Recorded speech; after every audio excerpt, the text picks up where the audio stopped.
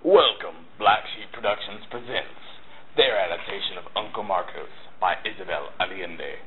About the author. Isabel Allende is a writer from the country of Chile in South America. Her father was the Chilean president Salvador Allende.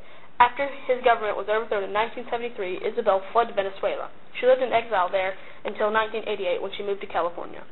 Uncle Marcos is excerpted from Isabel's first novel, The House of the Spirits, which was inspired by her own family. Although her stories come with a large helping of imagination, Isabel once summed up her profession by quoting her granddaughter. When her granddaughter was asked what it means to have a great imagination, the child replied, "You can remember what never happened." All Clara had to do to see her uncle was close her eyes, and there he was, weather-beaten and thin, with a pirate's mustache through which his strange, shark-like smile peered out at her. It seemed impossible that he could be inside that long black box that was lying in the middle of the courtyard. Each time Clara visited, he would stay for months, causing the sharp line and domestic lines blurred. The house became a clutter of trunks of animals, of jars of floramide, of Indian lances, and sailors' bundles. In every part of the house, people kept tripping over his things. The idea of the organ was a last desperate attempt to win the hand of Cousin Anita after more conventional means of courting her had failed. He stood beneath her window one evening and played his military march and waltz as she was taking tea with a group of female friends. Anita did not realize his music was meant for her until the parrot called her by her full name, at which point she appeared in the window. Her reaction was not what her suitor had hoped for. He did not succeed in getting Anita because from one day to the next the young lady married a diplomat who was 20 years her senior. Marcos sank into a deep depression that lasted 2 or 3 days, at the end of which he announced that he would never marry and that he is embarking on a trip around the world. He returned with a shipment of enormous boxes that were piled in the far courtyard, between the chicken coop and the woodshed until the winter was over. When the crates were opened, they were found to contain loose bits of wood, metal, and painted cloth. Marcos spent 2 weeks assembling the contents according to an instruction manual written in English, which he was able to decipher thanks to his invincible imagination and a small dictionary. When the job was finished, it turned out to be a bird of prehistoric dimensions, with the face of a furious eagle, wings that moved, and a propeller on its back. Marcos became the star attraction of the season. People took Sunday outings to see the bird. Souvenir vendors and strolling photographers made a fortune. Then Marcos announced that as soon as the weather cleared, he was planning to take off in his bird across the mountain range. The news spread, making this the most talked about event of the year. The contraption lay with its stomach on terra firma, heavy and sluggish, and looking more like a wounded duck than one of those newfangled airplanes that they were starting to produce in the United States. There was nothing in its appearance to suggest that it could move, much less take flight across the snowy peaks. When Marcos announced that its plane trip, no one believed his contraption could be put to any practical use. The appointed day dawned full of clouds, but so many people had turned out that Marcos did not want to disappoint them. He showed up punctually at the appointed spot and did not once look up at the sky, which was growing darker and darker with thick gray clouds. The astonished crowd filled all the nearby streets, perching on rooftops and the balconies of the nearest houses and squeezing into the park. Marcos waited dressed in mechanic's overalls, huge racer goggles, and an explorer's helmet. He was also equipped with a compass, a telescope, and several strange maps that he had traced himself based on various theories of Leonardo da Vinci, and on the polar knowledge of the Incas.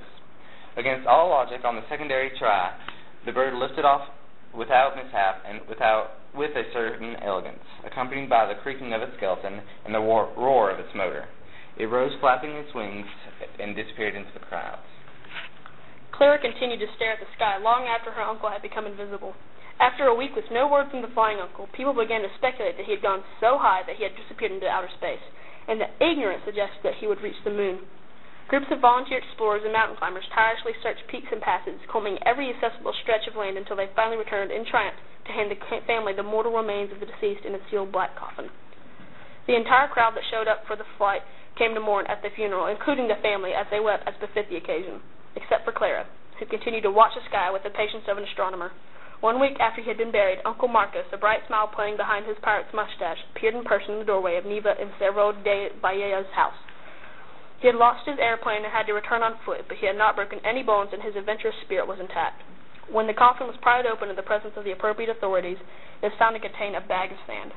Marcos stayed at his sister's house for several months. One night he left without saying goodbye, leaving behind his trunks, his books, his weapons, his boots, and all of his belongings.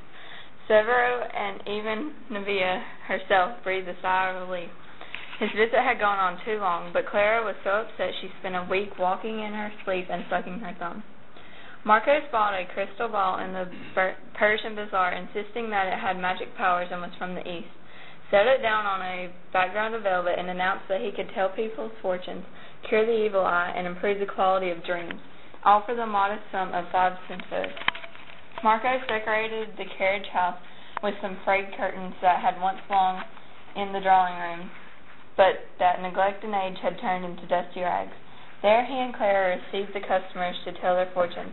The two divines wore tunics, color of the men of light, as Marcos called the color yellow. Nana had dyed them with saffron powder, boiling thyme, and pots, usually reserved for rice and pasta. In addition to his tunic, Marcos wore a turban around his head and an Egyptian amulet around his neck. He had grown a beard and let his hair grow long, and he was thinner than ever before. Marcos and Clara were utterly convincing. Thus their fame spread, because of all those who arrived sad and bedraggled, as the consulting room was filled with hope. Now Marcos had returned from his last journey in a coffin. He had died in a mysterious African plague that had turned him yellow and wrinkled as a piece of parchment. When he realized he was ill, he set out for home with the hope that his sister's ministrations and Dr. Huez's knowledge would restore his health and youth. But he was unable to withstand the 60 days on the ship and died at the latitude of Guayaquil, ravaged by fever and hallucinating about musky women and hidden treasures. At El Callao, they obtained a more appropriate container, and several days later the captain, furious at all the trouble this passenger had caused his shipping company and himself personally, unloaded him without a backward glance, surprised that not a soul was there to receive the body or cover the expenses he had incurred.